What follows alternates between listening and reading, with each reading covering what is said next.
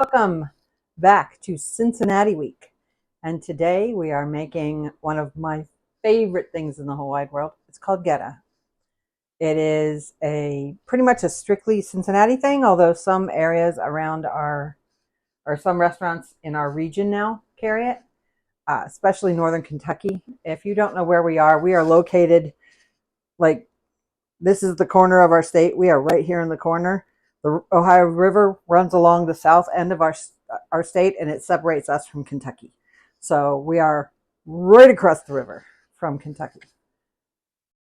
So, which is funny because people from the north think we're part of the south, and people from the south say, "Nuh-uh, no way." We pretty much think of ourselves as Midwest. So here's the deal. When you make sausage, a couple of things to remember. One, you need fat. So we are going to be making these. We're going to make ground beef and we're going to make sausage. We're going to make them in the Instant Pot because this process in a crock pot, which is the way we make it most of the time, is just very long and very time consuming. It takes about 3 to 4 hours, depending on the day. Again, there are certain things that humidity, temperature, all of that can affect how it comes out. Geta is one of those things.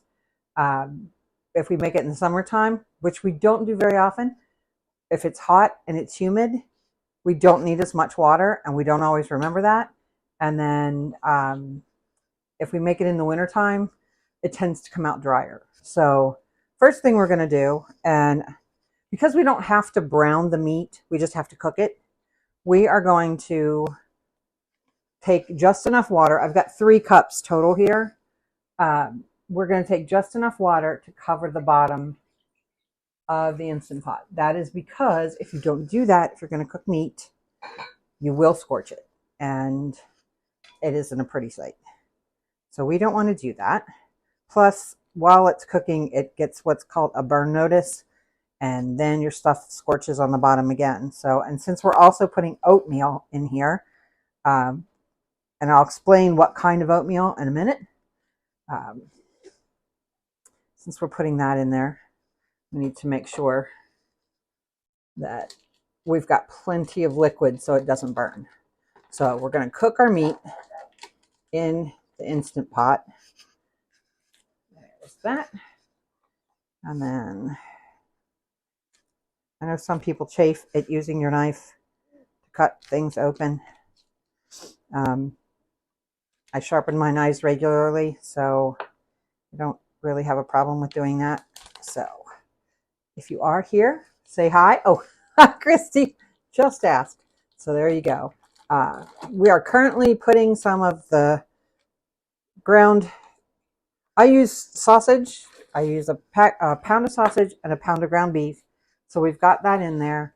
And then I'm going to chop that up a little bit. Forgot to bring all my stuff over here, but that's okay. I'm going to grab a spoon here real quick. And then we're going to chop up the meat into fairly large chunks. I'm not going to worry about it because we're going to pulse it in a little bit and get that ready. So, all right. I'm going to pop all that in there. I'll wash my hands in just a sec. All right. We're going to rinse off our hands. Rinse off the spoon. I'll set this aside. All right, now we're going to put the lid on this and we're going to cook the meat. And it only has to cook for about 5 minutes. So we're going to go, I don't know if you guys can see that, we're going to go manual and we're going to go for 5 minutes. I also used warm water, so hopefully it won't take too long. We're going to set that to the side. The other thing I did is I cooked a pack of bacon. This particular pack only had 12 ounces in it. So, but we pretty much pulverized this. And we're going to have to do it a few pieces at a time. I have a bigger I have a bigger food processor, but it tends to turn it into kind of like paste, and that doesn't work very well. I'm doing well today, Christy. How about yourself? So I'm excited to make the Geta. It's one of my favorite things in the world. Gonna grab a paper towel. Should have put my gloves on, but I didn't, so I'll use this for now. But for the ground beef and the ground sausage, I don't pulverize that. I just want it smaller. This I pretty much want pulverized. So I do a few at a time, and then we'll put them in a bowl.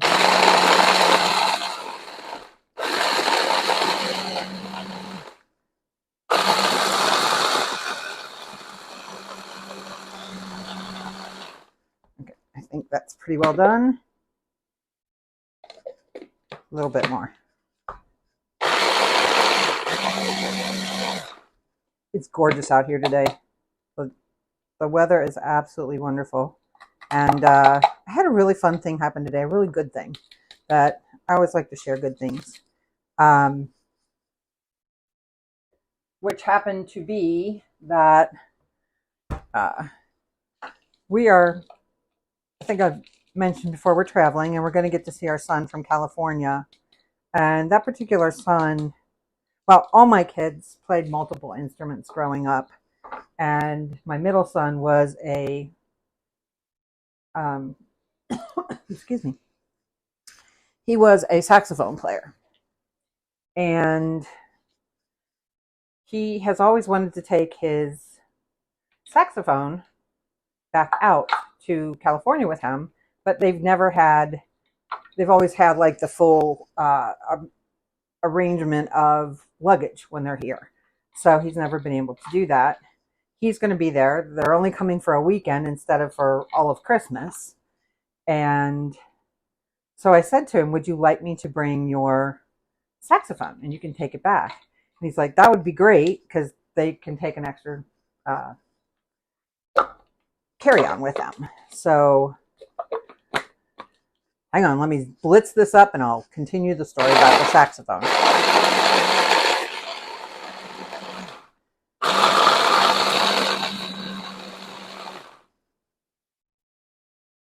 One more.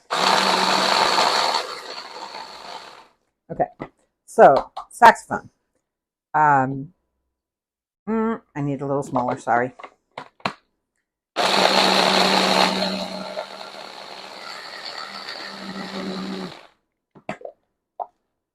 So this morning I was thinking about the saxophone and I thought, you know what? We haven't even looked at that thing since he graduated from probably high school, which is like 11 years ago.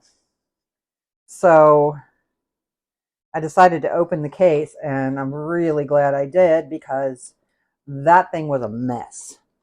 And I mean, I knew it would need some stuff, but I didn't realize how bad of shape it was in when he finished with it in high school. And he did not have a great year, his senior year of band. So he did not, I don't think he really cared if he took care of his instrument or not. And 18-year-old kids, they're like that. But I happened to call the music store that always did service for us, where we bought all of his reeds, all that stuff. And, so they always knew us. Well, I called, and the guy who actually fixes their instruments happened to be, hi Beth, hi Edith, welcome in. We're currently making Geta, which is a Cincinnati delicacy. And I'm just kind of sharing a story about my son. We're going to be able to see him and getting his saxophone fixed. So hang on one second. I will continue.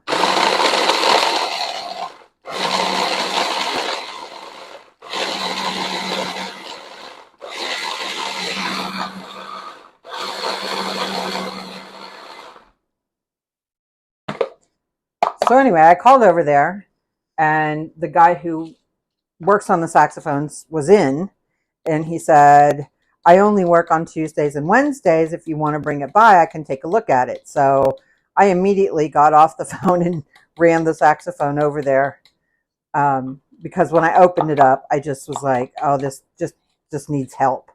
And if you know anything about California, you know that everything costs a lot of money there. And I thought it's probably better if I go ahead and have it fixed here. So we've kind of pulverized that, and we'll use that a little bit, easy for me to say, a little bit later.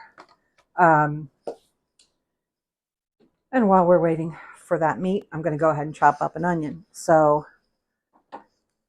anyway, I took it over there. The guy took one look at it and he goes, well, I'm sorry to tell you, but this is a big job. And I was like, okay. And he's like, this is at least 3 days. And I was like, okay. And he said, and I said, so are you telling me I can have it by the end of day next Wednesday? And he said, yeah, I should be able to do that. I said, perfect. We're leaving on Thursday. So we got very lucky, and I'm very excited about that. We are cutting up. It says a large onion. Large is a relative term, so I think we'll be fine with what I've got. But it's something you want to dice pretty finely when you do this, so you don't have big chunks of onion in there, because you're not going to saute it down. So I'm going to do what I can to finely dice this onion. And then, so we should be able to get it back, get it in plenty of time for him, which is awesome. That way he won't have to, according to this guy, and I was thinking it would be twice as much, but he's like, out there, it'll be 3 times as much. I guarantee it. So I don't know anything about that kind of stuff, but I'm assuming he does, because he was very sure of himself about it. And he's my age or older, so I'm guessing he's done this for a while. So I counted up one time, between my 3 children, they played 11 different instruments.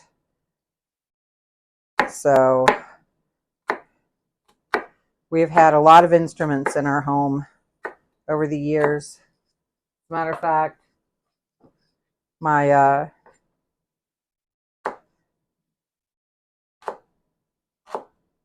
2 oldest both played guitar. So there's a lot of overlap. My 2 oldest both played guitar. My trying to think, my oldest 2 also both played saxophone. My youngest played trombone and French horn and percussion. My older 2 also both played oboe. Kind of by default, they played oboe. They volunteered to do it because nobody else would do it. And we ended up with my middle one. He ended up in the orchestra, so we ended up buying him an oboe because he ended up playing in both band and orchestra. He was second chair oboe, so, which he preferred. He didn't ever want to be first chair. And the young woman who was first chair was first or second chair for our all-state band. So she was really extraordinary. And she used to make fun of him all the time because he used the school oboe for a while. And so one day he said, fine, you think this is so easy? You do it. And she played one song with the school oboe, and she's like, this thing is garbage. He's like, yeah, see, it's not me. So anyway, so let's talk about Geta. Geta is, if you're from the Northeast, you may know what scrapple is. And it is similar to scrapple, but it's made with pin oats, is what they're called. Now, I looked it up because I was curious.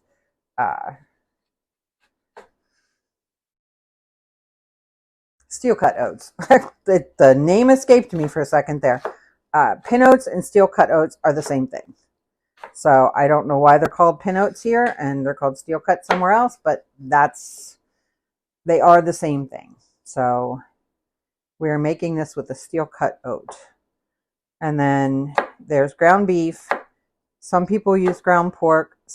It used to be, I do have an old recipe from it, and instead of using ground meat, they would use um, the cheaper cuts of pork and beef and put that in there. So I do have an old recipe like that. Now it's just easier to get the ground meat and use it. So it was, I think there's a dish that's similar in German cuisine, not necessarily exactly the same, but there's a lot of, I guess, well, Germans obviously are known for their sausages. So this was a way to kind of make a cheaper version of sausage and feed your family with in an inexpensive way. So,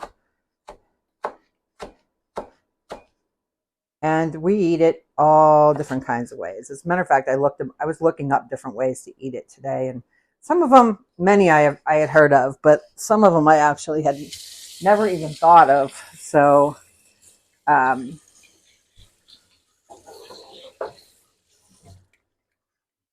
give you a rundown on some of those. And we're going to make one today. We're gonna make just the regular patties like we have them quite often, and then we're also gonna make what are called breakfast balls. So, but I found 21 different ways. So you can have it as a breakfast patty, which is what a lot of people do. They'll sometimes replace sausage, or they'll have it in addition to sausage, and then you can add it to a scramble. And with your scrambled eggs, tastes amazing to do that. You can add it to a frittata. You can make a hand pie out of it. This is one I never thought about, but you use puff pastry, and you make sure you have some vents so that the grease doesn't stay inside the oils, and they apparently make a wonderful hand pie. Adding them to mac and cheese bites, which would give it a little extra texture if that would be something you were looking for. Meatiness and some texture. I have definitely seen Geta on pizza in this area. Mini corn dogs, where you make them into a little sausage shape, and then you dip them in corn batter and you deep fry them. Not some way I would choose. Sorry about that if that messed up with my sound. In quesadillas, this is quintessentially Cincinnati. You fry them till it's crisp, and then you sprinkle them on deviled eggs, which I would enjoy a lot. I'm not sure if the rest of my family would be. In fried rice, which is an interesting way. It was, if you like, you know how some restaurants you get like crispy bits in your fried rice? You could definitely do that with Geta. Some people put it in Cincinnati chili. You get a double bonus, I guess, for being totally Cincinnati doing that. Some people put it in cornbread, in jalapeno poppers. Instead of like a chili cheese fry, people will do a Geta cheese fry. They sprinkle it on nachos in place of whatever meat. We're going to make the breakfast balls. Some people make a meatloaf out of it, which I found really interesting. And we all eat it with, or not all of us, but a lot of people eat it with ketchup, so that kind of makes sense. You can put it in stuffing. And we have something, I don't know if you guys would have something similar to this. We call them hanky-panks or hanky-pankies. You use the Geta instead of sausage. You use cheese like probably like a Cheese Whiz or a melted Velveeta, that kind of thing. You know, like you would find on a Philly cheesesteak, that kind of thing. And you spread them usually on little party rye, if you will. And then you cook those. And oh, so good. So good. I miss stuff like that. That's the kind of stuff I miss. And then some people will, like on a burger, they'll make like a Geta, just like the breakfast patty, and put it on top of a burger. Some people make them a little thicker and use them instead of a burger. And also as, again, crispy, and then as a chili topping for not just Cincinnati chili, but regular chili, I guess you would call it. So I thought that some of those were really neat. Some of them would be very difficult for me to make gluten-free. So, but with the breakfast balls, we're going to use a gluten-free Bisquick mix. So that should be fun to do. And okay, we need about 5 minutes for this to do its thing and to um, natural pressure release is what they call it. So, oh, I was saying, if you've had scrapple, you've had something similar to it. The other thing that's similar to it is mush, which is a southern thing. And I'm pretty sure scrapple is made, one of them is made with cornmeal, maybe both of them, but they're similar. But one of them doesn't. Scrapple, I think, does have meat in it, but I'm not sure that mush does, unless you get like a liver mush or whatever, which that just sounds terrible to me. But I'm sure there's somebody out there who likes it, or they wouldn't still make it. Hey, IT guy, I forgot an ingredient. Could you help me out, please? I just realized something I need. Yikes! But so we're gonna put some of those spices into water that we need. I need poultry seasoning, please. And I think it's in one of the blue cans in the door. So, okay, so for spices, I'm going to need some bay leaves.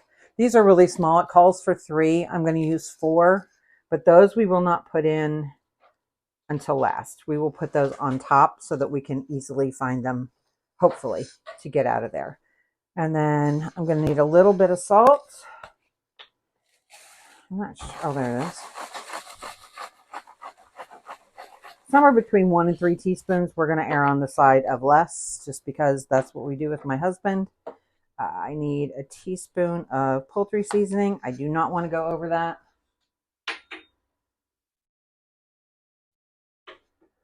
Not sure if that fits. Oh, it does. Good. All right.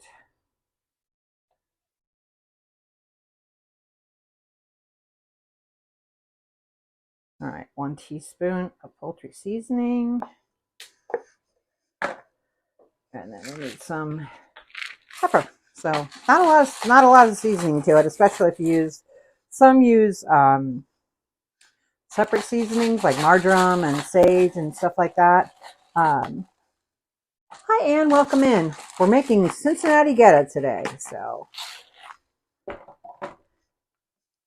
it's a local dish that I grew up eating this stuff, and I just love it.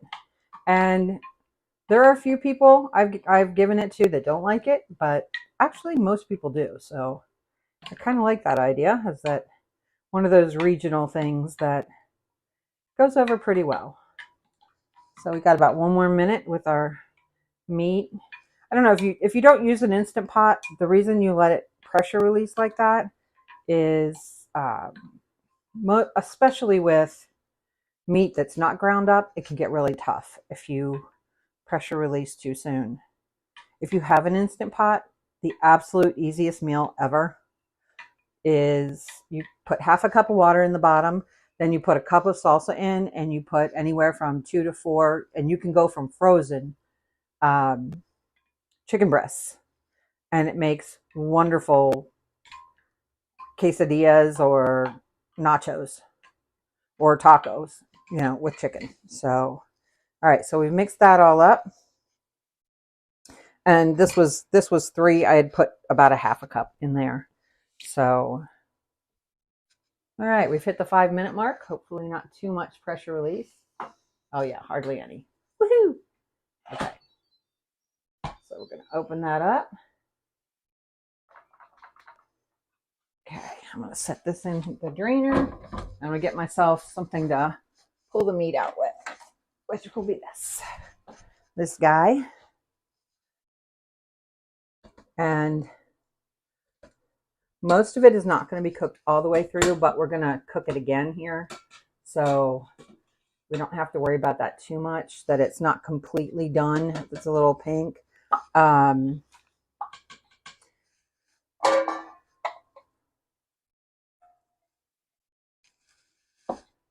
Yes, Paul, I'm aware. So thanks for pointing that out. Anyway, so we're going to, not as much as we did with the bacon. We don't want it to be quite as minced up.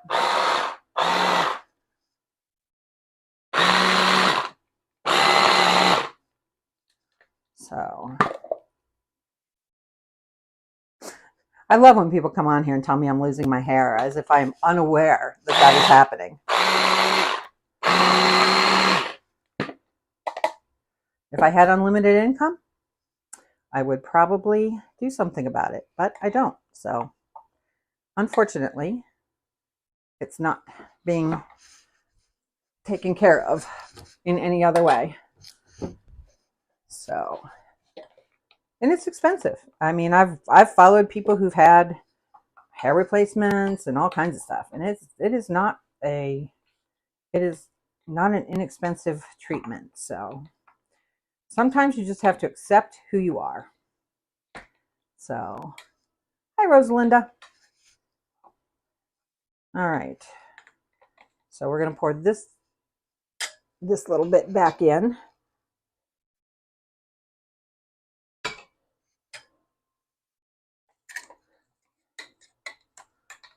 Now my husband does this in a pan. He goes a little bit at a time, and kudos to him. I do it this way. It's just easier for me. So that's the thing. And every family who has made this, who makes Geta, probably has a little different, their recipes are a little different. So it can be really interesting to see how they taste different. And we have, like, we used to buy it at butcher shops before we started making it for ourselves. And we had favorites. We had a couple different places that we really liked to buy it from. And they tasted just a little different. And then one of our favorite butcher shops went out of business. We were like, oh no, we can't get their Geta anymore. And then they hired one of the owners who had the Geta recipe. So we got to have it still. That was great. That was also when we decided we needed to learn how to make it. So we didn't end up not having it anymore. So, all right. So I love to learn about regional foods too, Christy. I think it's so cool. And really, a lot of our stuff around here comes from the fact that we were literally called Porkopolis at one point because we had so many pork packaging companies. So that was kind of our first real trade. And then that and soap, because Procter & Gamble started here. So the Ivory Soap Company, before it was Procter & Gamble, was here. So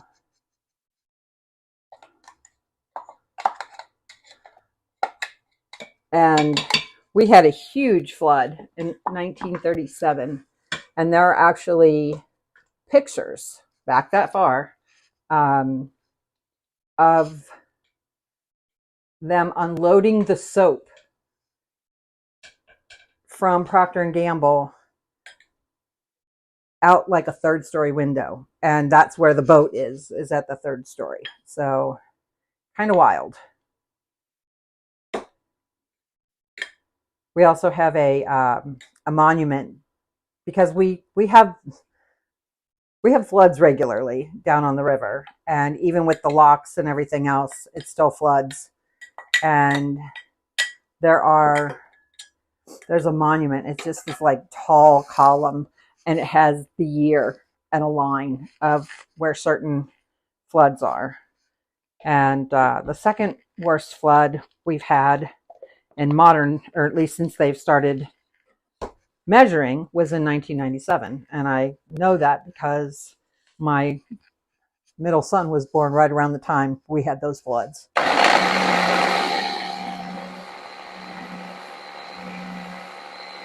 I've never lived near the river, but oh, hi Betty. We're making Geta. It is a regional dish in Cincinnati, and it's something that we all eat. And right now, I'm just taking some. I cooked some ground beef and some sausage in my Instant Pot, and I'm just, when you cook in the Instant Pot, it comes out like that. So I'm just making it into smaller bits so it'll what's the word I want? It'll just be dispersed. That's the word I want. It'll disperse better into the Geta, because we're going to throw all of this back in the Instant Pot with some spices, some water, and some peanuts. So, all right, so we get that going. And oh dear. You know, the thing is, I'm not a professional. I'm just like you guys. I do this at home.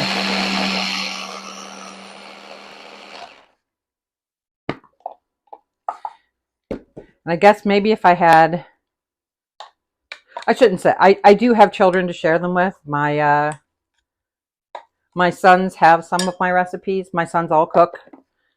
Yes, I was that boy mom. My children all can cook. My children all can do laundry. However, my oldest isn't great at it. He's married and has children. He is not allowed to touch the laundry. It's a little joke between his wife and me, and I was like, I totally get it. He was my kid who came home from college with pink t-shirts. So, but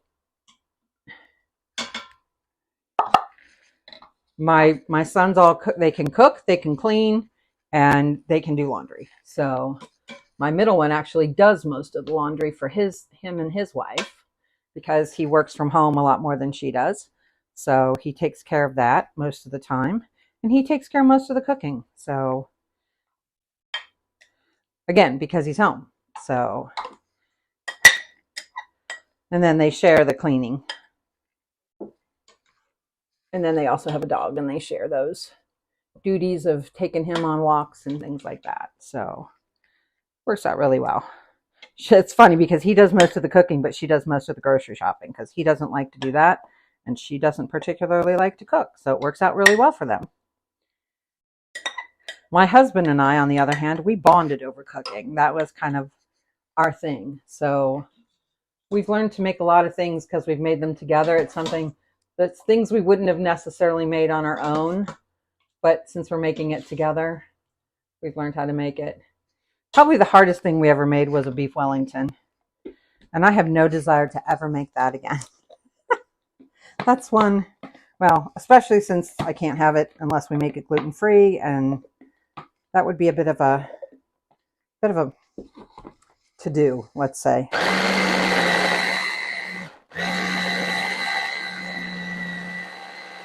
But my youngest was wondering what it was like, so we decided to make it one year.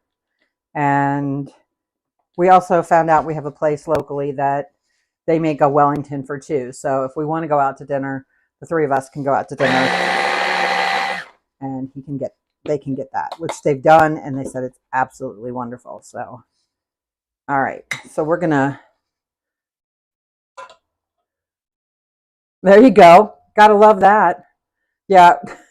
Ironing is kind of a lost art these days. It's interesting. When my middle son got married, they had a really small ceremony. So there were my three sons, my husband, and her father, and one of my son's friends. And that's it. They only had 12 people at their wedding because they wanted something very, very small. So, they did. But the guys wore suits, and we were trying to get everything ironed, and my guys don't iron. They do a lot of things, but ironing is not their forte, and I can't even stand to watch them iron. So I was ironing all their shirts for them, and I was watching their friend tried to iron it, and I was like, just give me your shirts. And he's like, I'll do it. And I'm like, I know, but I could do it in half the time and twice as well. And he's like, well, that's true. So that's what it ended up being. I did it in half the time and twice as well. So I'm going to drop a couple things in the, I did figure that out. I now make a sink with hot water in it so I can drop some of the dishes in. It makes cleanup after all of this a lot easier. So we've got our pound of sausage in there. We've got our pound of ground beef in there, and it's all minced up. We are now going to put in the bacon that we blitzed up at the beginning here, this is our addition. That is not something that most traditional recipes will have in it. So that's kind of our family secret, if you will. And then, okay, and then we've got, I'm going to actually put these in first. This is 2.5 cups, and this is, if you've never seen like steel cut oats or pin oats, that's what they look like. That's unprocessed. So we're going to put those in there. We're going to stir all this stuff up. And then I've got what's left of the 3 cups of water that I had. And that's always been our problem when we've made it in the Instant Pot. We've always put too much water in. So hopefully we figured it out this time. And it'll be the right amount of water. So we're going to stir all that in there.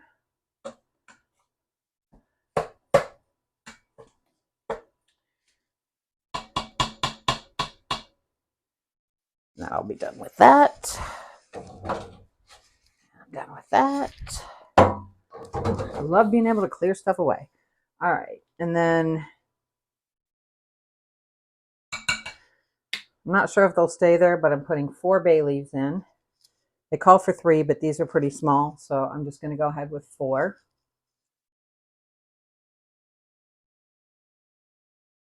And then we're going to put our lid back on. Hey, IT guy, I'm going to need that Geta. Right, so I'm going to turn that off. We're going to hit manual, and we're going to go for 30 minutes. So it's already warm in there, so hopefully it won't take too long, and hopefully it'll be done fairly quickly. So I'm going to clean up my space here a little bit. Oh! Stop! Dang it! All right, I forgot to put my onion in, guys. So I am in La La Land today. I'm not sure what's going on with me, but I'm glad I caught it now and not later. So we get that onion in there.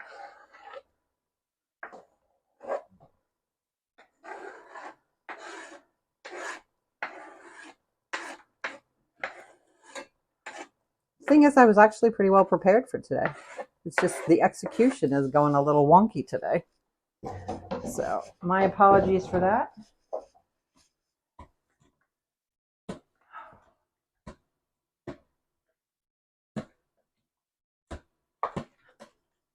I forget what it's from, but going through my head is stop being so silly. All right, kind of weird to do this from an angle. All right, we've got everything in there. That looks more like the right consistency too, now that that onion's in there. Put those bay leaves back in. Let me remember, just because I'm having a weird day, 4. Yeah, usually 3, but they're small. But there we go. Try this again. So manual, 30 minutes. Whew.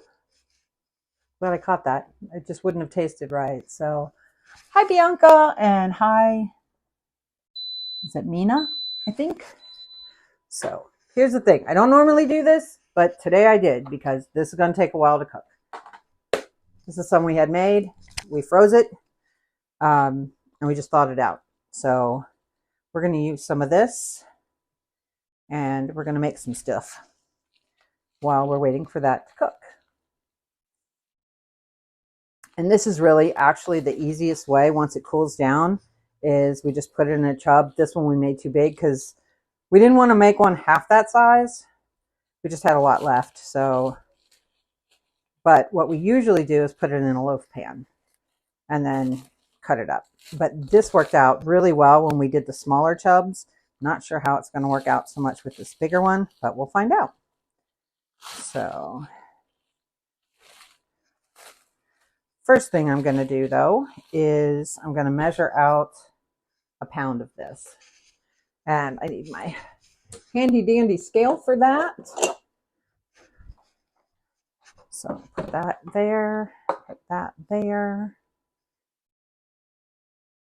Actually, I got to wash this already, so I'm going to do that. Garbage. And I need a pound of it, so.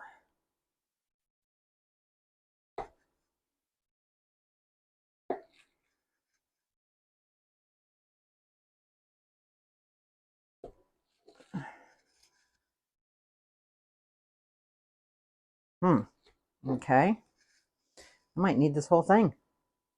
Oh, nope, I won't. Okay. Good.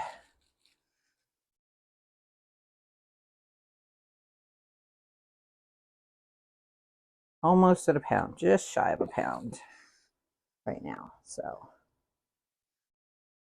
right, a little over a pound now. Oh well. We are, by the way, to everybody who just came in, we're making a what we call a Cincinnati delicacy. It's called Geta.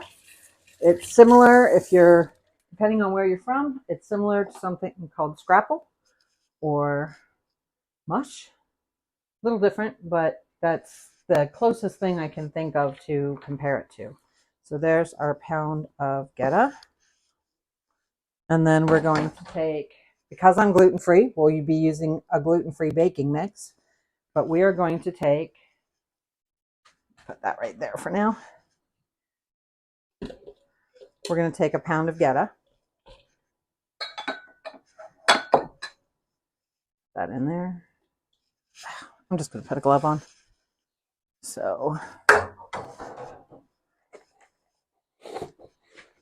use these gloves because they're biodegradable. So I like that.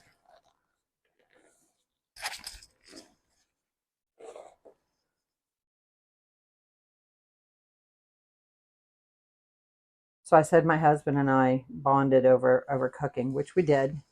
And then we kind of got designated to be the family the family cooks in a lot of ways. So when we have an event, my husband is always the one tapped to make. They have a family barbecue recipe that's a ground beef barbecue, and I'm just breaking this up. So they have that, and he gets to take care of that.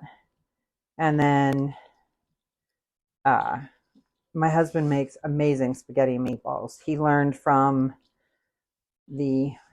she wasn't Italian, but she was married to an Italian, and his mother taught her how to make it. So she taught my husband how to make her spaghetti and meatballs. So now I know that true Italians make meatballs and then they have the pasta and the sauce separately. I don't know why I do know why it got mixed, because she was not the kind of person who would take the time to do that. So she taught him to make everything like the meatballs cooked in the sauce. So, and she had 6 kids and one with special needs. So she tried to make everything easier, to be honest, easier and quicker. So, all right. So that's what it looks like. I just put 3.5 cups of cheese in there. I had two different kinds, so that's what I did. This is 2 cups of it says baking mix. So if you were doing a regular kind of thing, you could use Bisquick. I'm using gluten-free Bisquick for the very reasons I said. Whew, got a lot of dust. So I'm gonna be very slow with this and let it just kind of coat everything. As you can see, it's because it's got rice flour in it. That's why it's making all that So, and then I've got some water, and we will add that until we get it to the point where we can make some nice little like dough ball type things out of it. That water just kind of got everything to slow down all that dust, if you will. So if you would want to share, tell me a regional thing that you guys eat that you like, that you either found out or somebody told you was a not something they eat everywhere.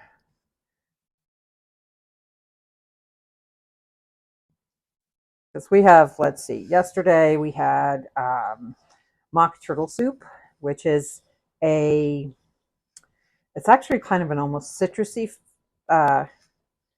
type of soup, and we serve it with hard-boiled eggs. All right, this is starting to come together. Hooray! All right.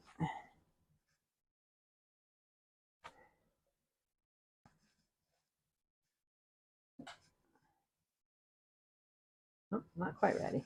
Okay. Sometimes to help it seal, I have to press down the lid. I've got an older Instant Pot. Okay, so this is coming together really nicely. And then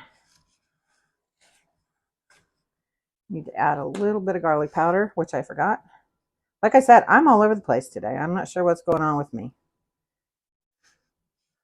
So work that in.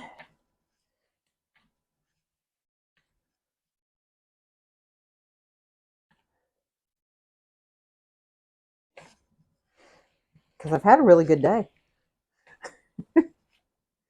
But you never know when ADHD is going to rear its head and mess with your day. And I guess today is one of those days that it's gonna.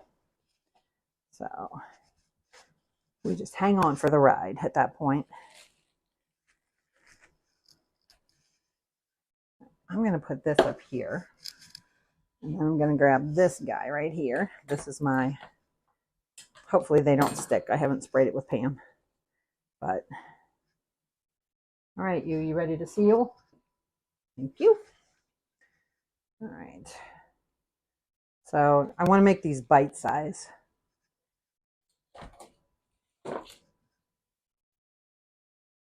But I'm hoping they'll all fit. So we're going to.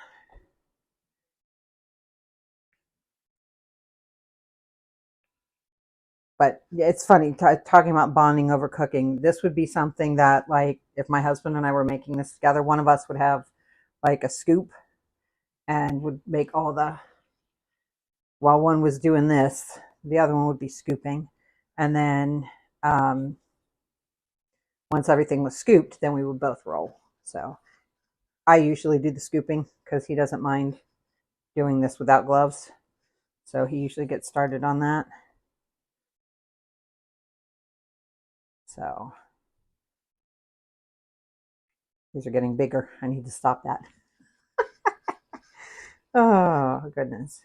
So nobody's got a regional dish? Come on, y'all got to have something.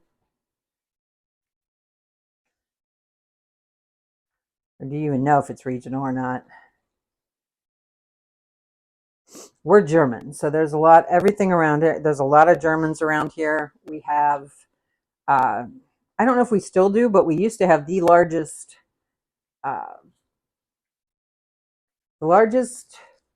Oktoberfest in the United States, and the second largest for a single city outside of Munich at one point. I don't know if it's still that, if we still hold that record. But apparently there were a lot of there's a lot of suspicion during World War II because there's so many German immigrants that are in this city. So, which is funny because I will tell you, I think 9 people out of 10 that I know are German. So,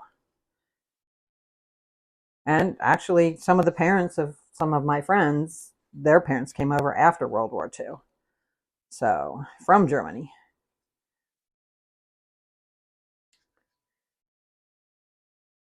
And that was how I found out that not everyone who fought in World War II on the side of Germany was a Nazi. Some were in the army because they said, if you don't come with us, we will kill your family. So that was nice, right? So they went, and happened to know a family that happened to. And they had to wait a year to make sure that to be vetted to come over. So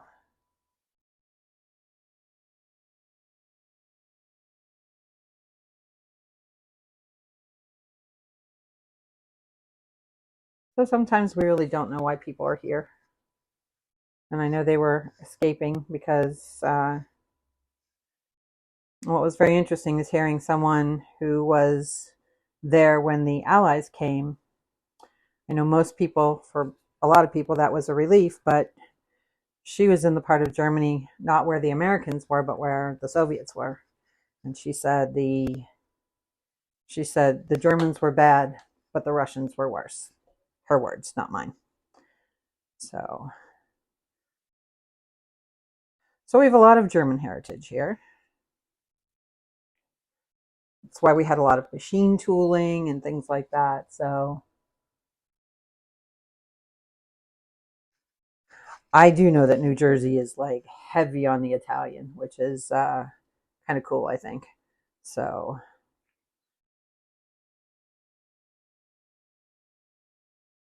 oh, that's right. We talked about the pork roll, didn't we? We talked about how that's a. I had no idea what that was, and you're like, it's lunch meat, and I was like, oh, okay. So there you go. I learned something that day.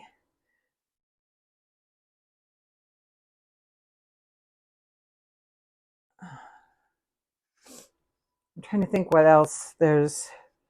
We're gonna make the quintessential Cincinnati food tomorrow. We're gonna make some skyline chili, um, or our version of it. We'll see how it holds up. I've never made homemade skyline before, so this is gonna be a first. And then we're gonna serve that a couple different ways, and then we're going to Thursday, the recipe that I'll be posting, I won't be making that live, but the recipe that I'll be posting is, again, something I grew up eating, had no idea it was just kind of a regional thing, and it is called city chicken. And it's interesting how many things are Ohio and Pennsylvania. So I grew up eating it, but I grew up eating it way different than every recipe I saw on YouTube. So mine has a really lovely gravy with it, and I've not seen that with any of the ones that of the recipes that I saw. So that will just be a video rather than a live. And then Friday we're making a, and I know this is more regional. Both of these things are more regional than just Cincinnati. But we are going to be making a Frisch's Big Boy sandwich, a dupe, if you will. And then, and actually, I'm not even going to make the dupe. What we're going to make, if you've heard of egg roll in a bowl, there's also Big Mac in a bowl. We're going to do a Big Boy in a bowl. So that's going to be Friday. And then we're also going to make on Friday, we're going to make Buckeyes. So I know people call it something else, but they look like Buckeyes when we make them, and that's what we call them. So that's pretty, they're delicious. It's a chocolate confection. So one of my favorites. I have a sister-in-law who makes them at Christmas time, and she makes them with both. They're typically made with dark chocolate because if you've ever seen what a Buckeye looks like, it looks similar to a chestnut. So the Buckeyes are usually made with dark chocolate. She makes them with light and dark, which makes my husband happy. He doesn't like dark chocolate. So anyway, so hi Sally, welcome in. We are currently making Geta, which is a Cincinnati dish. And the reason I'm doing all these Cincinnati dishes this week is tomorrow the way we do dates, because I know not everybody on my feed is from the US. The way we do dates in the United States is we do month, day, year. Or I know you guys do day, month, year. And the reason I'm doing all the Cincinnati dishes is tomorrow is 5 May 13th, 2026, and 513 is the area code here. So we call this 513 week. So the week that has 5/13 is always 513 week. So this is 513 week, and tomorrow is 513 day. So hence the day we decided we would make skyline chili. So there you go. Now you know. And I think I'm just gonna might toss just a little bit of this out because all right, let's hope for the best. You guys, because of you guys, I make things I've never made before. It's really fun, kind of scary. Now we're gonna pop these guys in the air fryer.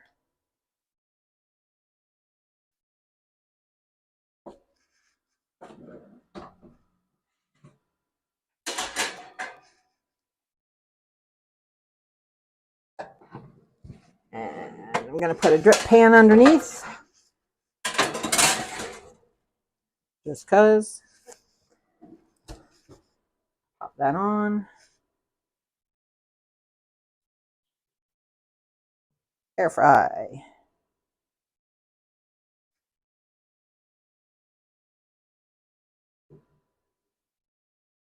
Nope. 375 for 20 minutes. Okay. And while that's doing its thing and everything else is doing its thing, now I'm going to show you just the simplest way that we make Geta. It's a lot of places and a lot of people, it ends up being just a breakfast. I say just a breakfast food, but it ends up being a breakfast food. So I'm going to get rid of one of these guys. I'm going to wipe this off. Get my cooktop going here. And we're going to fry up some Geta.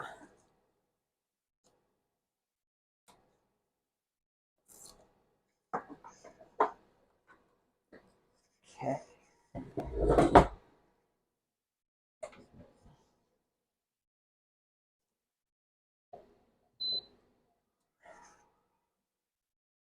Fingers crossed. I got 3 things that are about to be cooking at the same time.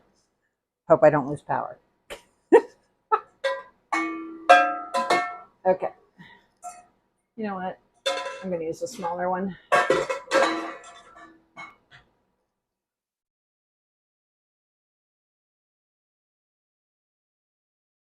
Come on. Oh, on. Now let's try it.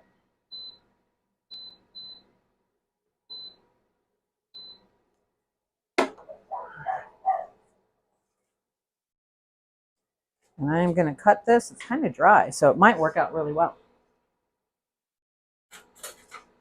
This is how we normally make it. Just slice it. This is, like I said, this was a chub that we made. If you're late, or not late, but if you've come in later and are just hanging out with us now. So, and because it's been frozen, it is a little dry. I usually like mine thin and crispy, but because it's dry, I'm going to cut this just a little thicker than I normally would.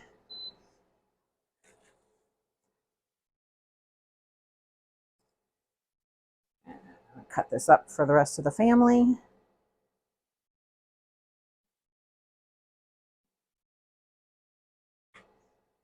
My husband likes it nice and thick. And this is going to kind of fall apart, and he doesn't mind if it does that, so that'll be good for him. But I'm going to grab a plate real quick so that when it's ready, I'll be ready.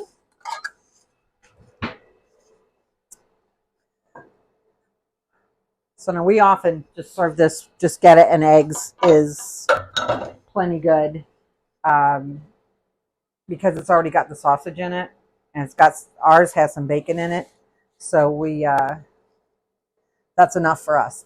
Sometimes we just have the Geta. Sometimes Geta and eggs. Geta on toast is amazing. Trying to think what else. All right, since we're talking food here, I have a question for you guys, and I'm going to kind of move this out of the way, let it heat up and do its thing. Let me grab a flipper.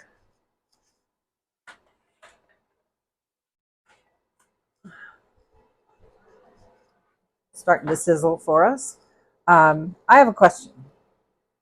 I am trying to eat more heart healthy, to be honest. I know that doesn't seem like it today, maybe, but one of the things that got recommended was sardines. Curious if anybody eats them, and if you do, how do you eat them? I've got some. I thought might be easier if I got them in tomato sauce, but I'm really hesitant to try them. I might try them today because it's trash night. So if they have to go out, they can go out tonight. But I read somewhere that it was a Reddit post, and they were talking about how it to eat it just on like sourdough bread, sourdough toast, like butter the toast, mush the sardine on there and just eat it that way. And then others said add capers. Some said add capers and what was it? Parmesan. And like put it in the broiler and let the Parmesan melt a little bit. So I just wondered if anybody out there eats sardines. If you do, how do you eat them? And have you always liked them, or is it an acquired taste? Just curious. Because I've tried anchovies, and I don't mind the taste of anchovies at all. The problem with anchovies for me is it's something that I just burp them a lot. So I like them, but I don't necessarily eat much of them. The best way I ever had anchovies was I have cousins who are Italian, and their dad actually is, he was, again, this is how I know there were people who didn't want to fight. He was Italian, and he was pressed into the Italian army in World War II. And when it was over, ended up being a POW, and he ended up being a POW here in the States, and he asked to stay. He didn't want to go back. So he was allowed to stay, and his mother, who never learned English, she spoke Italian for forever, she made a bread that had anchovies on it. And Christy, I'm sure you understand. If an Italian grandma tells you to eat something, she will not be taking no for an answer. And so one day she handed me a piece of this bread, and of course she slathered it with butter, with olive oil, which was fine, but she was like, "Manja," and I was like, and I knew what they were. I knew they were, and I was a little kid, but I also knew better than to tell her no. So I ate my little piece of anchovy bread, and it was actually really good. So I was very excited about that it tasted good. So because everything is cooked with this, all we really need to do is give it a nice little crust. So that's what we're doing right now. I just flipped them. The one in back here, the bigger one, actually has the nicer crust on it already. So, but that was not bad. But then I got a Caesar salad made tableside one time, and they went a little overboard on the anchovies, and I just tasted them forever.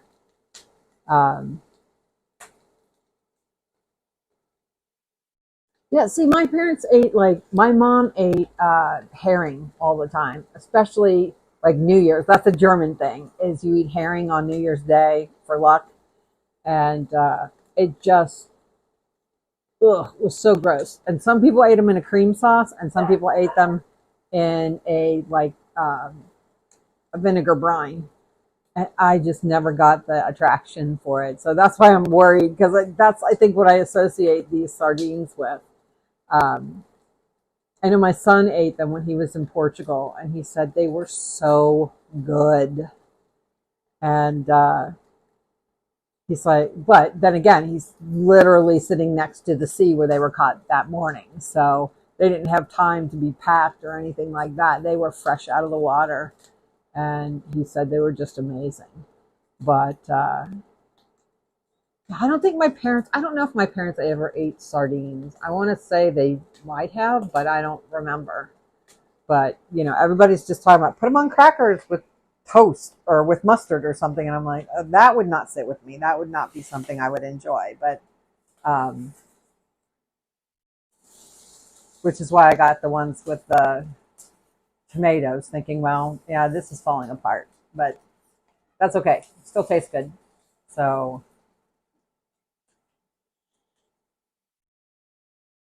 I'm going to turn that off for now. We'll finish this up. We'll probably make them on the stove when the family gets home, but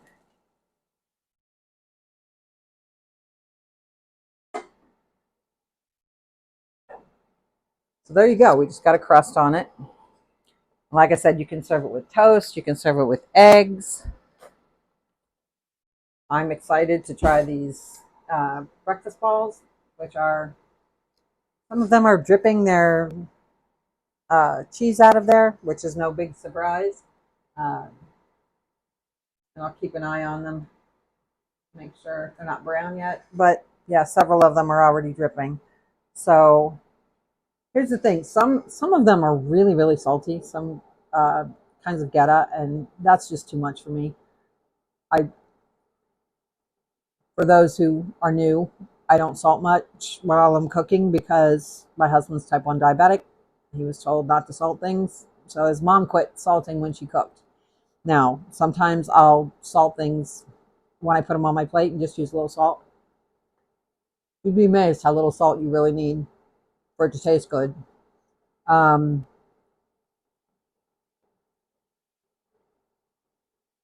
oh, that's an idea.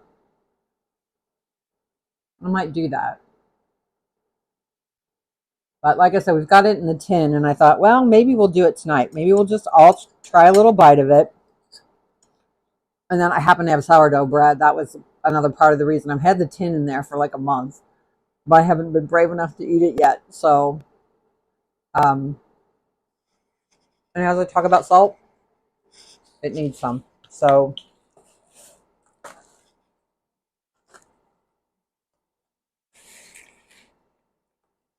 now, like I said, my family usually eats it with ketchup. For some reason, I don't like it with ketchup. I don't mind ketchup. I use it on a lot of things, but I just have an aversion to eating Geta with it. So here's the thing. There's the nice thing about it is it's not just a meaty texture. It's kind of got because it's pin oats or steel cut oats. It's got a like a almost crunchy texture to it still, and it's just something so different from sausage. Um, I've never really been a big, huge oatmeal fan. As a matter of fact, when I was a kid, I used to eat oatmeal cold as a cereal. Just like put milk on it and a little bit of sugar, and I ate my oatmeal that way, not cooked, because I didn't like it all mushy, if you will. So, mm, but there's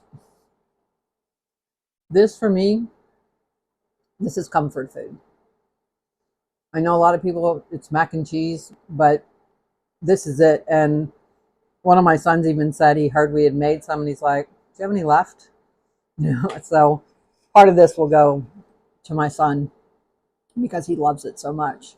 So hopefully it turns out really well, and it tastes good. and we'll share it. If not, we'll just make a batch in the crock pot and we'll make do with that. We'll figure something out. We'll add enough to it.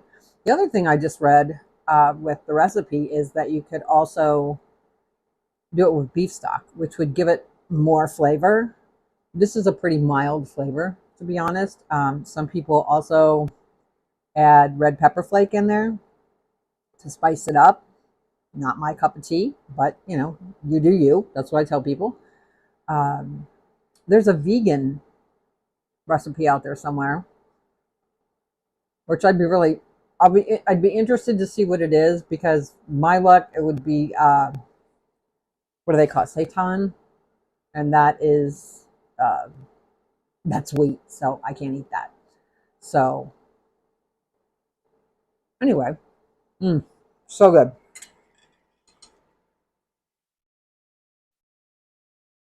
So everything's like, I was hoping it would all cook faster, but here we are. I was hoping that would take a little longer to cook, maybe too, but um, anything you would do with sausage, you can do with Geta. Um, like I said, I gave you the things before. It sounds like a deviation of a meatloaf with if you put like a lot of oatmeal in a meatloaf. And I put ground sausage in my meatloaf as well. So, and lentils for extra fiber, but this, you've got the oatmeal that has the extra fiber as well.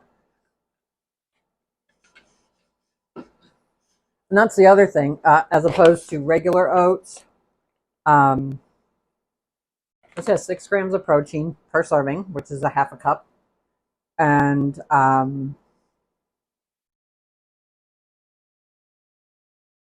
got 10% of the iron that you need for the day, and it's got about 4 grams of fiber, so not bad. And the carbs are fairly low. It's 29 grams, which, I mean, a lot of your cereals and grains and stuff are a lot higher than that. So,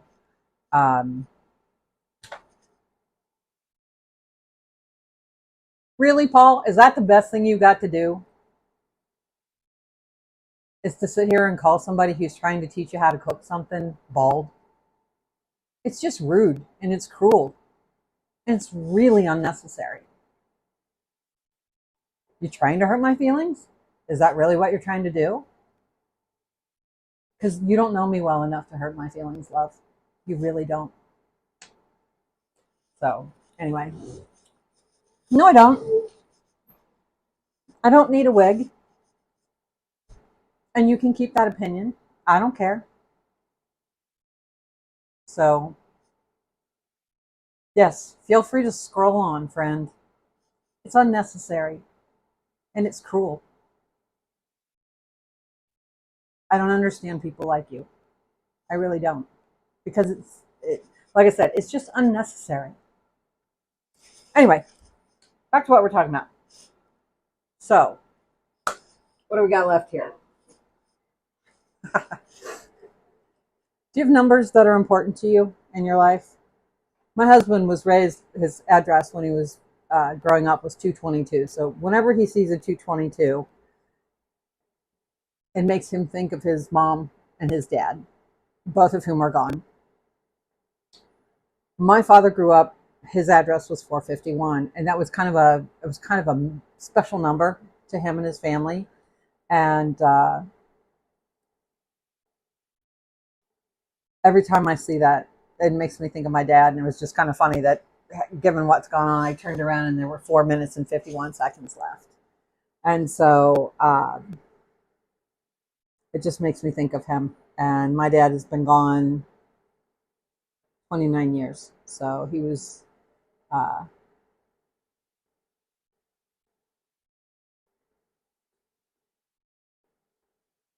really, you're going to come back again?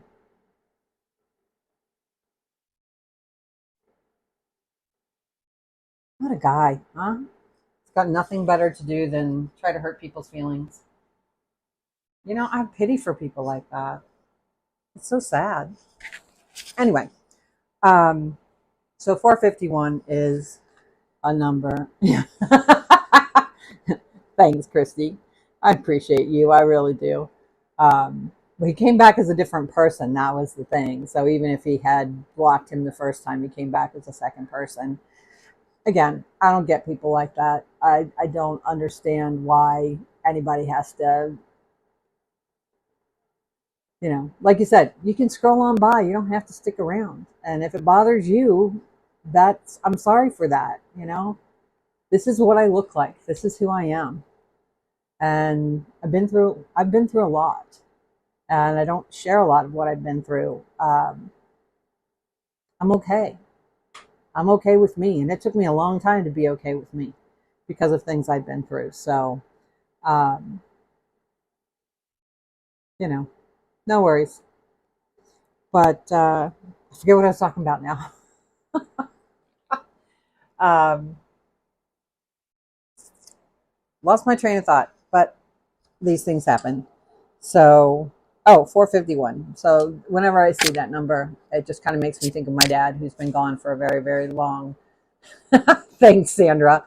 Um, and even if he is, I mean, what's the point? I don't get it. But thank you, I appreciate that. Uh, so anyway,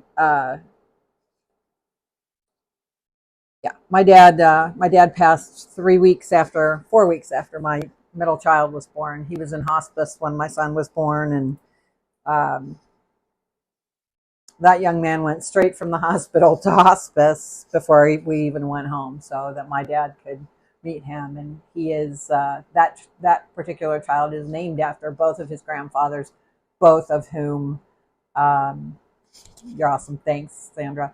Um, he was named after his two grandpas, both of whom passed that year. So that was a rough year. Had a baby. 4 weeks later, my father passed, and 3 months after that, my father-in-law passed. So we had a roller coaster of a year. And about uh, 5 months after my father-in-law passed, we decided we were going to go on vacation. And we were on vacation, and my sister-in-law's grandpa passed, which doesn't sound like a big deal, except for the fact that he was, I think we've all had like one person in our lives who, it didn't matter what we did, how we messed up, you just felt like they loved you no matter what. And that was her guy. So to lose my dad, who she cared a lot about, my father-in-law, this was she was my sister-in-law, but my parents were at everything. My in-laws were amazing that way. I hit the in-law lottery. The very first year I was with my husband, and we were at Christmas Eve. We walked in the door, and my in-laws went, "Where are your parents?" And I said, "Oh, they're at home." And they're like, "Well, why aren't they with you?" And I was like, "They weren't invited." And they're like, "Oh, they're always invited." So from that, after that year, my parents came to Christmas Eve, and it made life so much easier for me. So there's our little sausage bowls back there. So I'm gonna see how those are doing. Can't tell if they're done. Let's pull one of those out. I'm just gonna get a spoon, I think. So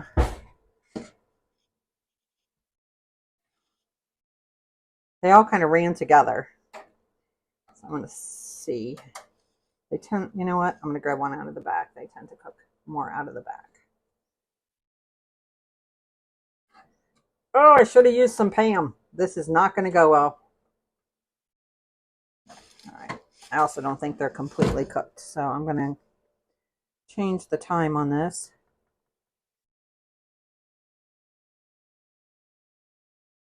I'm just gonna go about 5 more minutes just to. Okay, let's see. You know what? They may not need 5 minutes, but they're just a tiny bit doughy inside. So that's what they look like inside. Hopefully all the cheese has not headed out of there.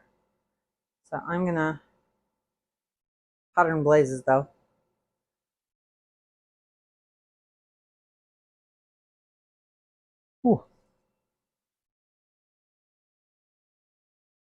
Mm.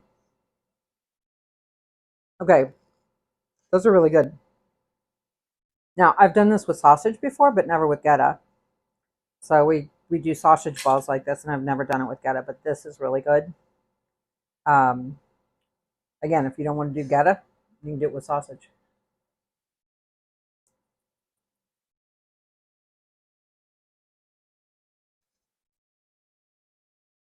It would benefit from a dipping sauce, though.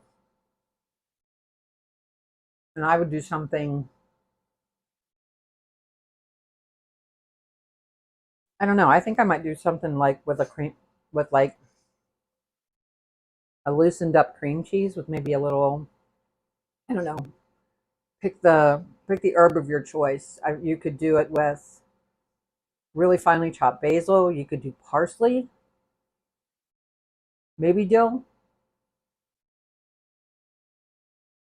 but I think that would be good, like a light dip to go with it, because it's a pretty substantial kind of taste. It's got a nice crunch to it, though.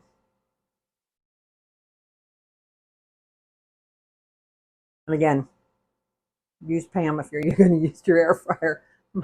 These are not. I'm going to have to soak that thing for days to get it clean. Oh well, they taste really good. Um, but they're going to leave a mess behind. I can promise you that. Either that or just cook it on a piece of parchment. Because again, I've never made them in the air fryer before. And usually when I cook in the oven, I've got like a piece of aluminum foil and a piece of parchment on there. So I probably should have done that. So hindsight's 2020, right? So this has to go a couple more minutes. I think we're still probably, yep. It says to let it go for 10 to 15. I'm hoping in about 2 minutes they'll be done. So those have browned up nicely. So I think I'm actually going to stop that. And again, if you had them on a regular cookie sheet, they'd be fine in an oven. So it's just they were all close enough together that they kind of, I'm just going to show you. They all just kind of melded together, but are pretty and they're golden brown. And I'm just going to pop them back in here to keep them warm. And that way even if they won't overcook that way, they'll just stay warm. That way when the hubs comes home, he can have them nice and warm. I know he'll have them with ketchup. So I'm going to check this about every minute to see how it's doing. Nope, still got too much pressure.